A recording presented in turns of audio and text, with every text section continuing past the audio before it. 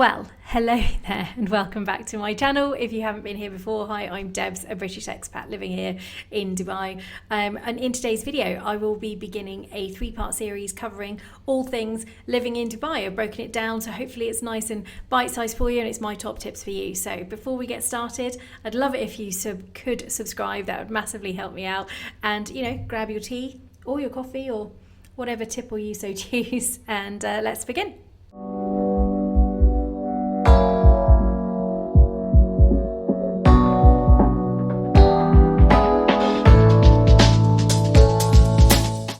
So as I mentioned in my intro, this is going to be a 3-part series. In today's video, I'm going to be talking kind of my top tips for you about just general living information here in Dubai. The second video, part 2, is going to be talking about what to buy and how to buy and where to buy things from. And part 3 is going to be specifically focused around the home that you choose to live in. And really just all my top tips for you guys. I will put timestamps in the description box below. So feel free to skip to any section or of course join me for the whole video. Top tip number 1, building your Dubai family. We're all a little bit away from home, far away from home, should I say, being expats. So building a Dubai family, a close network of friends is super important, as I'm sure you're already aware.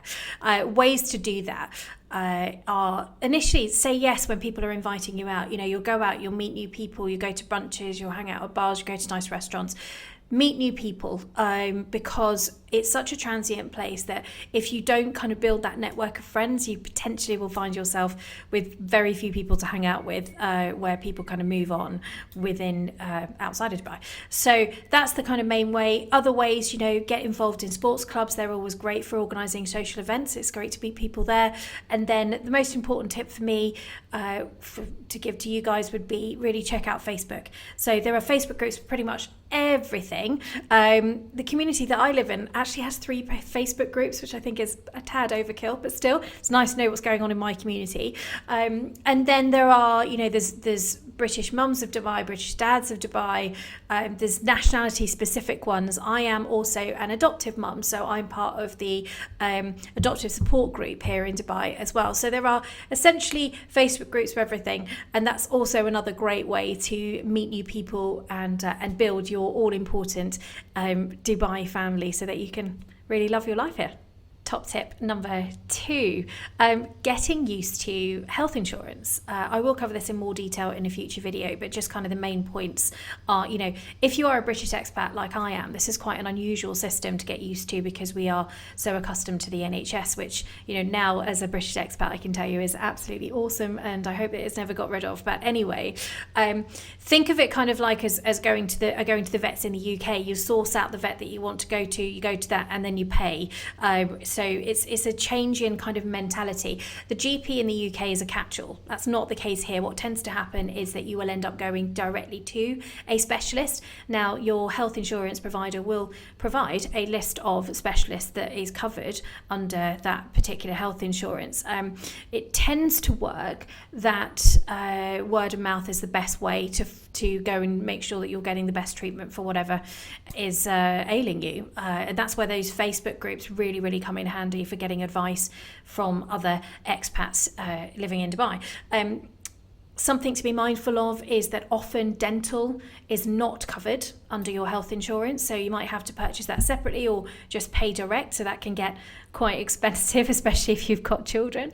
It's just a strange system to get used to. And a couple of experiences that I've had that I'll share with you. I went to accident emergency on a couple of occasions with my son, and they almost spent more time in the first stages of him arriving, and he actually at one stage had a broken leg and was screaming in pain, and they were more concerned initially with checking the level of insurance cover that he had rather than actually treating him, and I found that incredibly frustrating because I was trying to remain calm to keep my son calm.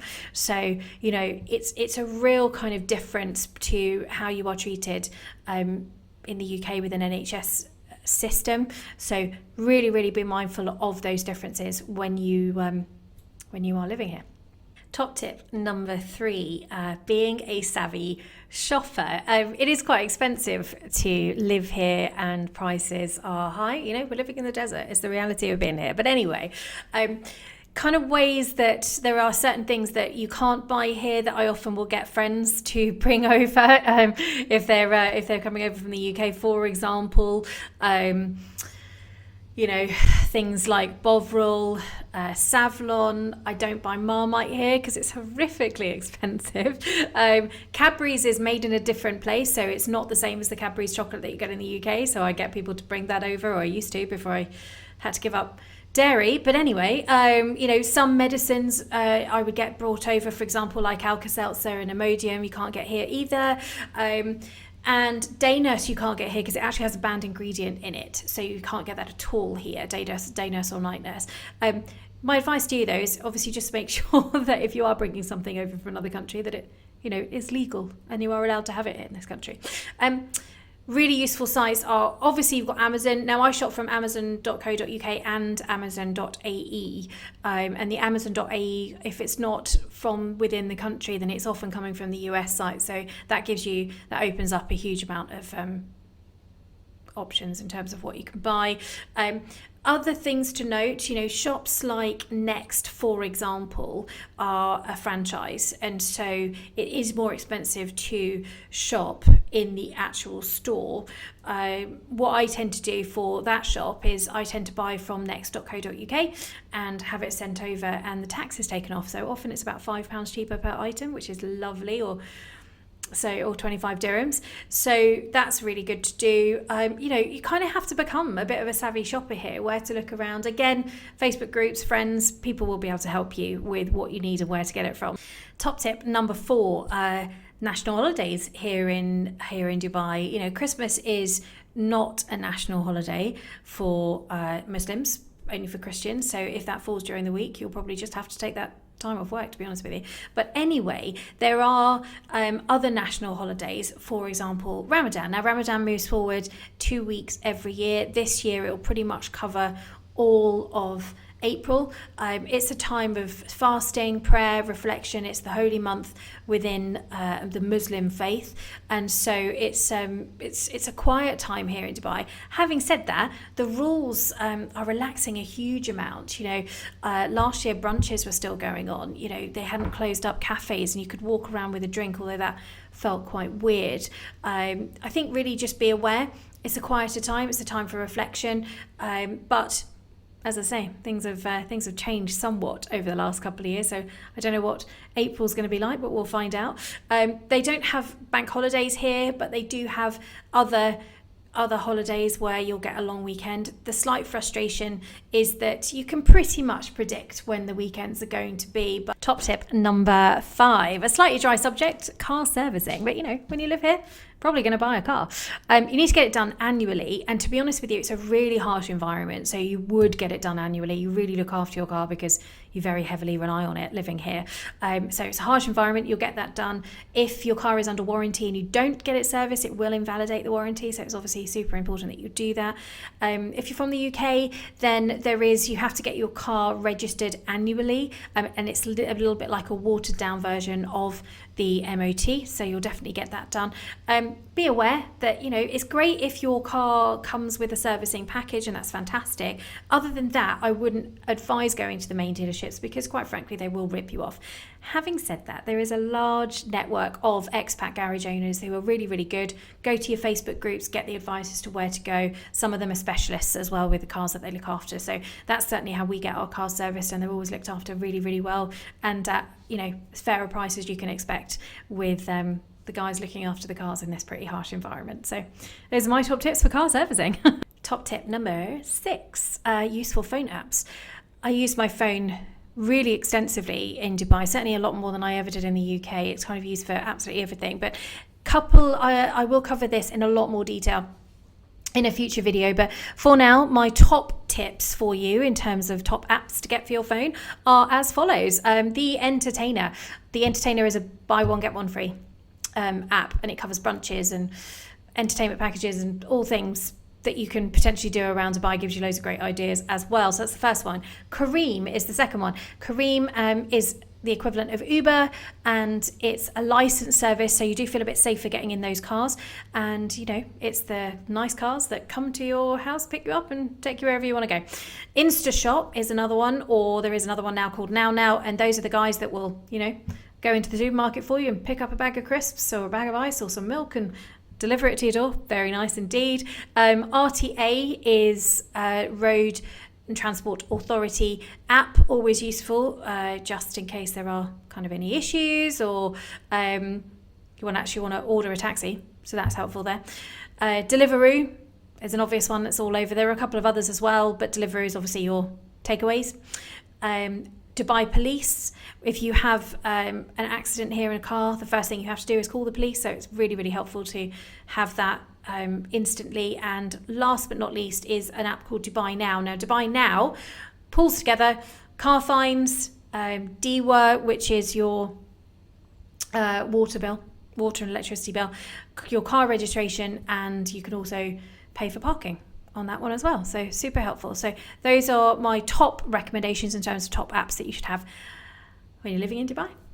Top tip number 7, drinking alcohol. Few key top tips to remember here. 1, the drinking age is 21. 2, there is a zero tolerance for drinking any alcohol whilst you are driving. 3, don't drink in public places. You can only drink if it is in a licensed area, which public places are not. And 4, if you are a resident in Dubai, which if you're living here, of course you would be, you absolutely have to have an alcohol license in order to drink legally in your own home and outside of it. So, and especially of course to buy alcohol. So that's it. Top tips on drinking. Top tip number 8. There are loads and loads and loads and loads and loads of people that live here that have pets. I myself have 2 beautiful cats. What do you do when you travel? Because as an expat living in Dubai, pre and post COVID, you do travel a huge amount. It's just part of living in Dubai. So what we tend to do is put our cats in a really great cattery. There are a few of those. Again, Facebook will recommend which ones to use. I can always link below the one that we use. There are other services available as well where people will actually come into your home and take care of your cats for a couple of times a day, or come to your home and walk your dog for you. And even in some cases, come and actually live in your home whilst you are away to take care of your pets. So there's those kind of 3 main options open to you when you're traveling to make sure that your pets are taken care of.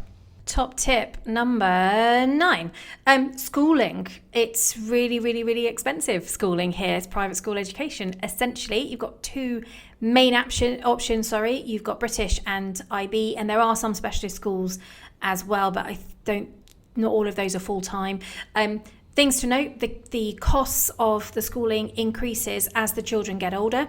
You have to pay separately for exams, and the governing body that will puts all the schools in a rank and governs the schools is called the KHDA. So if you do want to find out what the best schools are where the best schools are in Dubai, that's the place to go and find that information out. Your company quite often, but not always, will pay for a school allowance, which is fantastic because, as I said, it is extremely expensive, but not always. So if you are moving here and school fees, and you have children and school fees are not included in your expat package, be aware that it will cost you a lot of money to send your children to school, and it will only increase as the children get older. Top tip number 10, what to wear, or I guess what not to wear. You are in a Muslim country. Be aware that it is a little bit more conservative. Key things to note though are really when you're going into government buildings, which you will be doing in the early stages of living in Dubai when you are renewing visas, renewing, but also getting your visa to begin with. So make sure your knees and your shoulders are covered up in those 2 instances. Other than that, going to malls, be respectful. Don't walk around, with see-through clothes on. Don't walk around, with little cut-off jeans on, short jean shorts with your arse hanging out. It's not respectful. You're in a Muslim country, don't do that. Other than that, down the beach, wear a bikini, crack on, going out to the clubs, going to nice brunches, get your little LBD out, look nice. Don't really worry about it too much. Again, things have relaxed quite a lot over the last few years, but it is a Muslim country. Just be aware and be respectful when you're out in those public places, and especially government buildings. Top tip number 11, sales. There are 2 to 3 times a year when they have really, really big sales here in Dubai. One of them is Ramadan. People can't quite do the same things that they would normally do. Often restaurants and clubs and things like that do close down during Ramadan and use that time to make repairs and changes and things like that. So people shop. So it's a really good time to buy the very big ticket items. There's also 2 other times of the year when they have really, really big sales. And one is called the DSF, which is the Dubai Sales Festival. And the other one is the DSS, which is the Dubai Summer Spectacular. So, plenty of times a year when shops will do really, really big sales, which is fantastic. But always nice to shop in a sale. Top tip number 12, something called My Driver. As I said to you before, there is a zero tolerance with drinking alcohol and getting behind the wheel of a car. So, if you do it and you get caught, the first thing they will do is chuck you into jail and then they'll start investigating. So I wouldn't advise it. So what we do is that we use, especially because we're a family and often we'll go out as a family, we will use something called My Driver. I'll link below the one that we particularly use because some of them, are not necessarily above board, and if they aren't insured, it will invalidate your insurance. So just make sure that you're using a good company. Again, I'll link below the one that we use. It's really convenient. You end up driving to wherever you're going in your car, and then someone will drive you home in your car. So that's really lovely.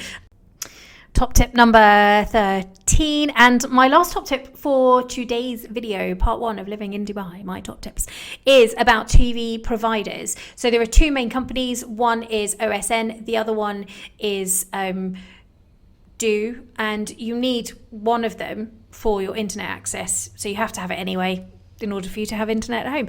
It is expensive to buy the kind of add-on packages to get all the different channels. What a lot of expats do is they get something called Expat TV. Now that's not strictly legal and above board. It's quite a grey area. I don't personally have it, but it does provide all of the UK channels. So, if you're a Corrie fan, you'll be sorted. But anyway, it provides everything other than kind of, the streaming services like Netflix and Amazon and things like that. So yeah, that's really my top tips for you in terms of TV providers. So that's it. The end of part 1 of my top tips for you when you are living in Dubai. So join me for my next video, which will be covering part 2, all about what to buy and where to buy it, and being a savvy shopper living here, because it's expensive. Again, thank you so much for joining me today. I'd love to hear from you. Any comments down below, certainly to do with anything that you'd like to see from me in the future. Definitely would love to hear that. Please subscribe. Please hit the notification bell. Join the fam, which I'm building here. But come and join, be a part of it. And that's pretty much it. I'll see you on the next video. And as the Brits say, TTFN.